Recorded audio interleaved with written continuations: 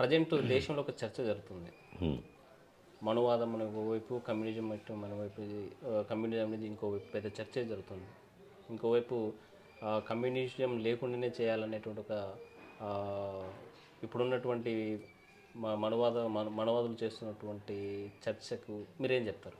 ఇప్పుడు రహస్యం లేదు. అది ఆర్ఎస్ఎస్ యొక్క ప్రధాన శత్రువులు అంటే ముస్లింలు, క్రైస్తవులు, కమ్యూనిస్టులు. వాళ్ళు ఓపెన్ చెప్తారు, వాళ్ళ పుస్తకాలు రాసుకున్నారు కూడా. కాబట్టి వాళ్ళు ముస్లింలను అణచివేయాలా, క్రైస్తవ మతం పెరగకుండా చూడాలి, వాళ్ళ మీద ఆంక్షలు పెట్టాలి, కమ్యూనిస్టులు లేకుండా చేయాలి. ఆ ప్రయత్నాలు వాళ్ళు చేస్తూనే ఉంటారు. అందుకోసం ఇప్పుడు కమ్యూనిస్ట్ పార్టీ, మార్క్సిస్ట్ అంటే సిపిఎం పార్టీగా మేము భావించింది ఏమిటంటే, మతోన్మాదానికి వ్యతిరేకంగా ఒక విశాలమైనటువంటి ఐక్యత నిర్మించే పని చేయాలి. మనం కేవలం కమ్యూనిస్టులుగానే ప్రతిఘటించలేం, వీళ్ళను ప్రతిఘటించడం కష్టం. కాబట్టి సెక్యులరిజాన్ని, రాజ్యాంగాన్ని నమ్మేటువంటి శక్తులన్నింటినీ, వ్యక్తులు, శక్తులు, సంఘాలు, సంస్థలు, పార్టీలు అందరినీ ఒక వేద మీద తీసుకుని వచ్చి ఆర్ఎస్ఎస్ను వెనక్కి కొట్టాలా అనేటువంటి ఒక ప్రయత్నం చేయాలనుకున్నాం. అది ఇంకా సఫలీకృతం కాలేదు. అది కావాలి రాబోయే కాలంలో. ఏమైనప్పటికీ మతోన్మాదాన్ని ఓడించకుంటే ఈ రాజకీయాలు ముందుకు పోవు. కమ్యూనిస్టులో సిపిఐ, సిపిఎం వాళ్ళు ఇది ఎన్ని తగాదాలు ఏమున్నా కానీ అసలు కమ్యూనిస్టులు బతుకుంటే కదా. ఇప్పుడు ఆపరేషన్ కగారు పేరుతో సక్సెస్ఫుల్గా అమిత్ షా ఇచ్చినటువంటి స్టేట్మెంట్ ఈరోజు సక్సెస్ అయిందని భావించారు. అంతే కదా, వాళ్ళే అంగీకరించారు కదా. ఈరోజు భవిష్యత్తులో కూడా కమ్యూనిస్టులు అంతేగా. అంతే కదా. ఇప్పుడు ఆ దేవా, అతను బర్సిదేవ మా కేంద్ర కమిటీ వైఫల్యం అన్నాడు. కేంద్ర కమిటీ వైఫల్యం రాజకీయ వైఫల్యం అది. ఇప్పుడు సిపిఐ, సిపిఎంలో వాళ్ళు అనుకోలేదు. అనుకుంటే నా ఉద్దేశం, నా పర్సనల్ ఒపీనియన్ ఇది, వాళ్ళు కనుక అనుకుంటే ఒక 10-15 రోజులు చాలు వాళ్ళు కమ్యూనిస్ట్ పార్టీ కార్యకర్తలుగా ఉండే వాళ్ళందరినీ లోపలేసేస్తే. అంత బలహీనమా మీ పార్టీ, కమ్యూనిస్ట్ పార్టీలు?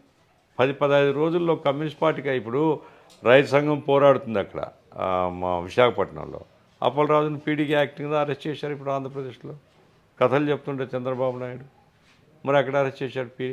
మొత్తం పీడీ యాక్ట్ కింద పెట్టేసి అర్బన్ నక్సల్స్ ఫీల్డ్ అని లేపేశారనుకోండి, యాక్టివిటీ క్లోజ్ అయిపోతుంది కదా. యాక్టివిటీస్ మొత్తం ఎక్కడికక్కడ ఆగిపోతుంది. అండర్ గ్రౌండ్ ఆర్గనైజేషన్ పెట్టుకొని ప్రతిఘటించేంత నిర్మాణం ఇంకా రాలేదనుకుంటున్నాను నేను. సో సూటిగా మీరేం చెప్పదలుచుకున్నారు? నేను చెప్పేది ఏమిటంటే, ఈరోజు ఉండేటువంటి పరిస్థితిలో కమ్యూనిస్ట్ పార్టీలు, లౌకికవాదులు, ప్రజాస్వామ్యవాదులు, ఇటువంటి వాళ్ళందరూ కలిసి మతోన్మాదాన్ని ఓడించేటువంటి ఒక బృహత్తర కర్తవ్యాన్ని నిర్వహించాలి.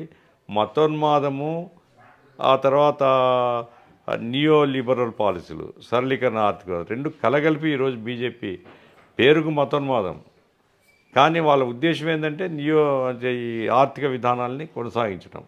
కాబట్టి మీరు చూడండి, దేశంలో అదానికి ఇచ్చినన్ని ప్రాజెక్టులు ఎవరికైనా ఇచ్చినారు బీజేపీ వాళ్ళు. అదాని వాళ్ళకి అన్అఫిషియల్గా ట్రెజరర్, ఎన్నికల్లో పెట్టుబడి పెట్టేవాడు అదాని. కాబట్టి ఈ దేశ ఆర్థిక సంపద అదాని, అంబానీ లేదా ఇంకొంతమంది మిలియనీర్స్ దగ్గర, మల్టీ మిలియనీర్స్ దగ్గర చేరాలని వాళ్ళ లైన్. దానికి ఏంటంటే ప్రజల్లో వ్యతిరేకత రాకుండా మతం అనే పేరుతో ప్రజల్ని విభజిస్తున్నారు. కమ్యూనిజం ప్రమాదం పడిందా? కమ్యూనిస్టు నాయకులు ప్రమాదంలో ఉన్నారు? కమ్యూనిజం ప్రమాదంలో పడేది ఏముంది? కమ్యూనిజం అనివార్యం. ఇప్పుడు కమ్యూనిజం ఏం చెప్తుంది? దోపిడీకి వ్యతిరేకంగా పోరాడాలా, దోపిడీకి వ్యతిరేక పోరాటం విజయవంతం కావడం మీదనే మంచి సమాజం ఆధారపడి ఉంటుందని చెప్తుంది. కాబట్టి అది ప్రమాదంలో పడేది అది సిద్ధాంతం, అదొక ఆలోచన దృక్పథం. అది తప్ప వేరే మార్గం కూడా లేదు. అది ఇప్పుడా ఇంకొన్నాళ్ళగా అది వేరే సంగతి. కానీ కమ్యూనిస్టు సిద్ధాంతాన్ని ప్రజల్లోకి తీసుకొని పోవడం, ప్రజల్ని చైతన్యపరచడం అనేటువంటిది ఒక అత్యవసరమైనటువంటి కర్తవ్యం కమ్యూనిస్టులందరి మీద ఉంది. ప్రధానంగా కమ్యూనిస్టులు ఫ్రీగా పనిచేయాలనుకున్న ఈ మతోన్మాద అభివృద్ధి నిరోధక ప్రభుత్వం ఇది పోవాలి. దానికి తక్షణంగా ఈ మతోన్మాద వ్యతిరేక కార్యకలాపాలు పెంచాల్సినటువంటి అవసరం ఉందని నేను భావిస్తున్నాను.